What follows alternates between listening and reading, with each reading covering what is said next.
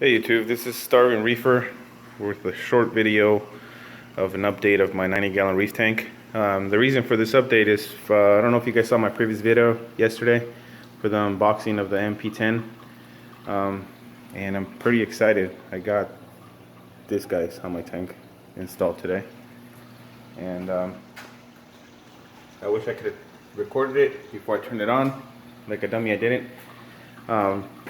It's a bunch of detritus that got picked up from all over the tank, which I'm pretty exciting. My rose tip anemone doesn't seem to like it right now very much. She was actually pretty big, and now she's kind of tiny. And this guy doesn't seem to mind it so much. It's not getting a lot of current going to it so much because I have it turned down right now. But she's getting a lot of it. She's pretty excited. She hasn't moved, so I'm assuming that she's getting used to it. These guys are fighting. I don't know what they're doing. The hermit crab's trying to crawl on top of the snail, triple snail. Anyways, guys, like I said, this is a short video, letting you guys know I really like these things. They're nice and clean, and I can't show you guys that one, but look at this. This looks nice and clean. You don't have any wires. They're all coming outside of the tank. You don't have to have anything in there other than that. The wet side, this all stays dry. You don't get any electricity leaching into your tank in case the pump was to fail, like I am getting now, which I am kind of upset. I started cleaning my tank today, and I noticed that every time I put my hand, I have a cut on my shoulders for the incisions for the surgery, and every time I would put my hand in the tank, I started noticing that one of my incisions was stinging, and I was like, okay, that's not normal. So I started putting my hand in the tank again, in the sump, and it started stinging again, and I'm getting some leaching. I unplugged everything, plugged it one by one, seeing where it was coming from, and it's coming from the mag drive pump. I didn't have a problem with it. I don't know if it's because of the power surge we had yesterday, because of the storm that was here in California, that damaged the pump, or I don't know what it is, but it started leaching electricity into the tank. It's not on the display tank, on the top portion. That's fine. I'm not getting anything in there. When I stick my hand, it's just on the sump. But that's going to be replaced pretty soon. I already contacted Mag Drive and Danner and seeing what they can do about it. This is the other one here. This is the mess that I have down here. That's where the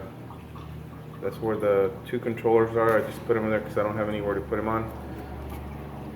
I'm going to be putting a section here where everything's going to go, all the controllers and everything's going to go for my tank. I'm going to have two inlets going there. I'm going to have one here and one here. That when I put the cardboard, not the cardboard, but when I put the plywood on there where I'm going to set them, I can have connection, because I have the connection back here now, and I don't have easy access to it because I wanted the tank in the middle of the wall.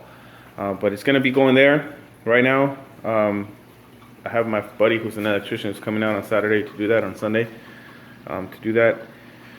Like I said, I have right now a short pulse, and it's picking up a whole bunch of stuff. I haven't really had a chance to mess with everything. Hopefully down the road. My birthday's coming up, and I already asked my brother, and people know that if they're going to give me anything, to give me a reef link so that I can control these guys. Like I said, that was my only gripe with these pumps, that you cannot control them with your phone straight out of the box. You have to have this reef link that's $99, which is already expensive enough as these pumps are. They're like $380, and they still want you to buy this reef link to be able to connect them and contact to them, or else you're gonna have to do everything by hand.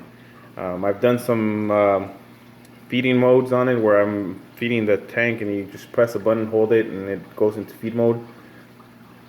And it's they're really nice pumps. I really like them. They look clean. You can see if I step back, they look pretty clean. You don't have anything. The wires in the back, you can tell I'm gonna be eventually painting that black, or not black but blue, so that I don't have those wires and anything in the back showing. Like I said, I was thinking of doing all of this before I got injured. All those projects where painting the back of the tank was going to happen, and installing these pumps was going to happen, and doing the light on top was going to happen, and the bottom of the tank where I was going to install the UV sterilizer was going to happen. and all of a sudden nothing did because I got injured. So what? Iron Man has the brighter idea. He found a car red, and he's gonna make his suit red. Yeah. Yeah. Go inside. He's gonna make it red. Sorry guys, it's my son.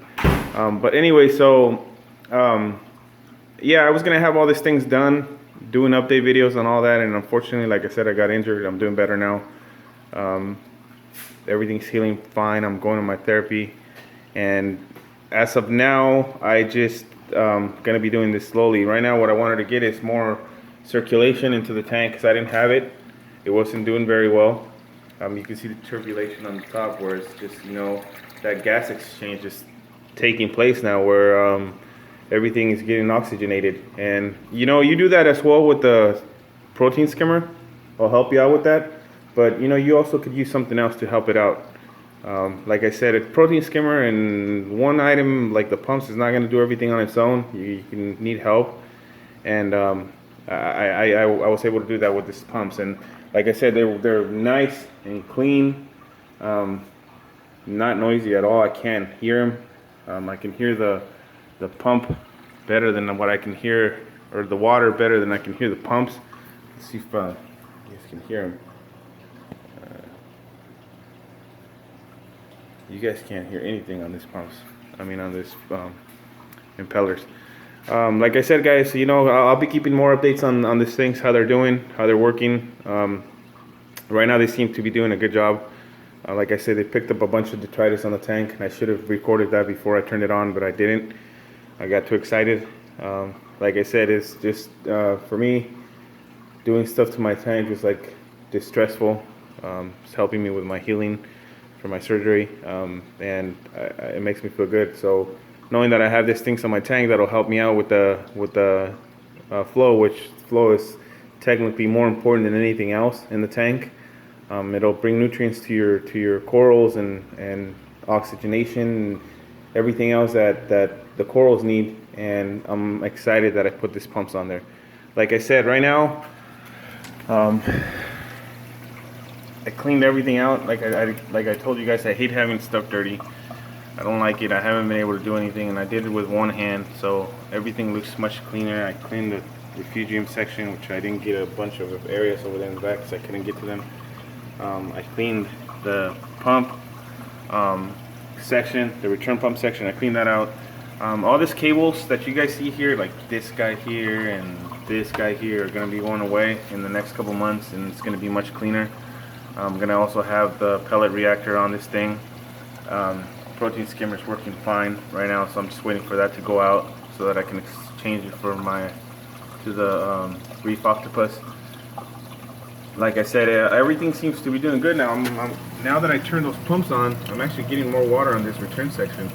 I was getting a trickle, and I'm not getting it now. I'm getting more water flow to the section, and this is where you put all your media reactor, like carbon and everything that you can put on there. I have bio pellets in the back bottom. I mean, not bio pellets. I have I forgot what they're called. They're made by Seachem. They're like little white balls. They're about an inch in diameter. And they seem to be doing good. The only thing that I don't know why, I don't know if it's a light, this thing has not grown since I bought it. Shado. Still the same size. If anything's grown maybe about a quarter of an inch. So I don't know if it's the light that's not doing a good job, what it is or what, but it's not growing fast enough for me. Like I said, guys, this is the update on the 90 gallon. I'm going to be keeping you guys updated on this MP40s wireless quiet drive, and hopefully once I get the reef link, I'll show you guys what I'll put on there. It's probably going to be sometime in February because my birthday's in February. But I'll keep you guys updated. Thanks for watching. See you on the next one.